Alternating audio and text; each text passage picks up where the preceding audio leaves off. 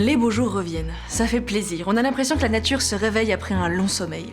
Les oiseaux migrateurs reviennent, les arbres bourgeonnent, et les grenouilles décongèlent. Oui, vous avez bien entendu, les grenouilles décongèlent. Dans les régions du nord des États-Unis, au Canada et même en Alaska, vit la Rana sylvatica ou tout simplement la grenouille des bois. Les régions où cet amphibien vit peuvent devenir relativement inhospitalières quand l'hiver montre le bout de son nez, surtout en Alaska où les températures peuvent descendre très bas.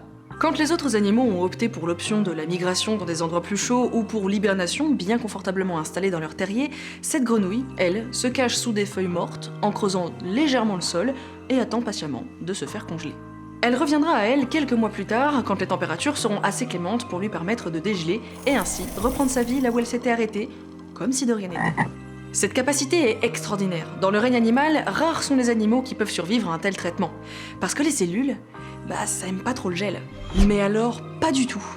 En effet, une cellule est constituée de plein de choses. Grossièrement, elle est délimitée par une membrane plasmique qui se compose d'un cytoplasme dans lequel on va retrouver des organites, tels que les mitochondries, ainsi que le noyau dans lequel on va trouver l'ADN pour les cellules eucaryotes.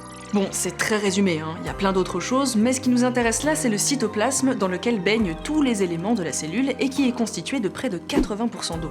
Lorsqu'un organisme gèle, ça peut être problématique. En effet, quand le gel se met en place lentement, les cellules gèlent en dernier, mais subissent une pression due au gel du reste de l'organisme. Les membranes des cellules étant perméables, cette pression va faire que l'eau contenue dans le cytoplasme va sortir de la cellule comme s'il était pressé comme un citron, ce qui fait qu'au moment de la décongélation, les cellules seront déshydratées, ce qui impacte le renouvellement cellulaire. Et ça, c'est pas bon. Par contre, il peut aussi arriver que les cellules elles-mêmes gèlent complètement. Sachant qu'elles sont constituées principalement d'eau, ça pose un autre souci, parce que l'eau, sous l'effet du froid, ça devient de la glace. Mais la glace, c'est tout simplement des cristaux qui prennent de la place et qui sont pointus. Ils prennent d'ailleurs plus de place que l'eau à l'état liquide. Donc, si la cellule gèle, l'eau du cytoplasme gèle aussi, et va prendre plus de place et paf! La membrane de la cellule risque de ne pas supporter et d'éclater. Et une cellule avec une membrane qui éclate, c'est une cellule morte. Donc bon, tout ça pour dire que d'un premier abord, ces grenouilles qui se laissent congeler pendant la saison hivernale sont mal barrées quand le printemps arrive. Et pourtant, elles reprennent leur petite vie sans aucune séquelle après avoir joué au glaçon tout l'hiver. Selon leur répartition géographique, certaines supportent en hiver des températures allant de -3 à -18 degrés, voire au-delà encore. Mais comment font ces petits batraciens pour survivre à un tel traitement de leur organisme ? Eh bien, les chercheurs ont planché sur la question, et même si en hiver les Rana sylvatica que l'on peut trouver sur notre chemin semblent durs comme de la pierre, ou plutôt comme de la glace, que leur cœur s'arrête et que leur sang ne circule quasi plus, en réalité, seuls 2/3 de l'eau de leur corps sont véritablement gelés. La raison de cette congélation partielle est aussi l'explication de leur survie. En effet, si elles ne congèlent pas en entier, c'est parce que leur organisme sort l'artillerie lourde pour se protéger du froid. Pendant l'automne et le début de l'hiver, quand les températures commencent à baisser dangereusement, le foie de la grenouille va se mettre à accumuler de l'urée, principalement composée d'azote, et du glucose. Cette accumulation va d'ailleurs faire gonfler le foie jusqu'à 1,5 fois par rapport à sa taille habituelle. Quand l'hiver s'installe pour de bon et que la grenouille se laisse congeler, ces éléments vont être distribués dans tout l'organisme et dans toutes les cellules. L'urée et le glucose limitent la formation de glace en abaissant le point de congélation-fusion des fluides corporels. C'est-à-dire en gros que ces éléments vont changer les limites de température où les fluides corporels gèlent ou reviennent à l'état liquide.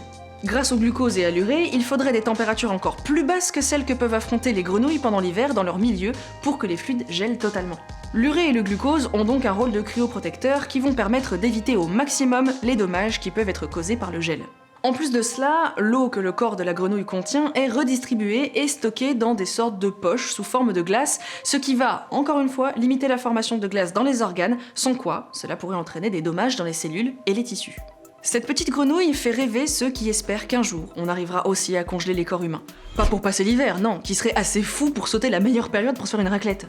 Donc non, pas pour ça, mais pour par exemple attendre patiemment le futur pour avoir une chance d'être guéri d'une maladie pour laquelle pour le moment nous n'avons ni les moyens, ni les connaissances suffisantes pour soigner les personnes atteintes.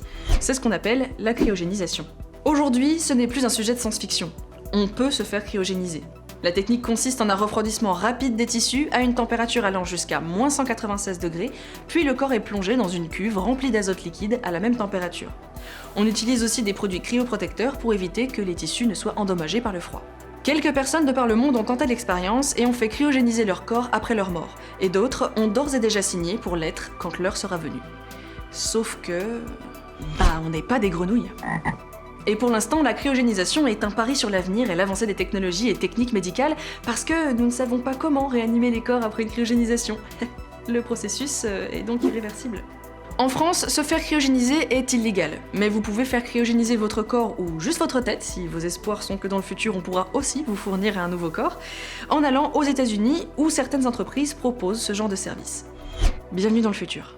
Si cet épisode vous a plu, n'hésitez pas à mettre un pouce vers le haut. Si vous voulez, vous pouvez laisser dans les commentaires des sujets que vous aimeriez voir traités dans de prochains épisodes. Et surtout, abonnez-vous à la chaîne pour ne rien louper de ce qui arrivera par la suite, parce qu'il va y avoir des trucs vachement bien. Soyez-en sûrs. À bientôt.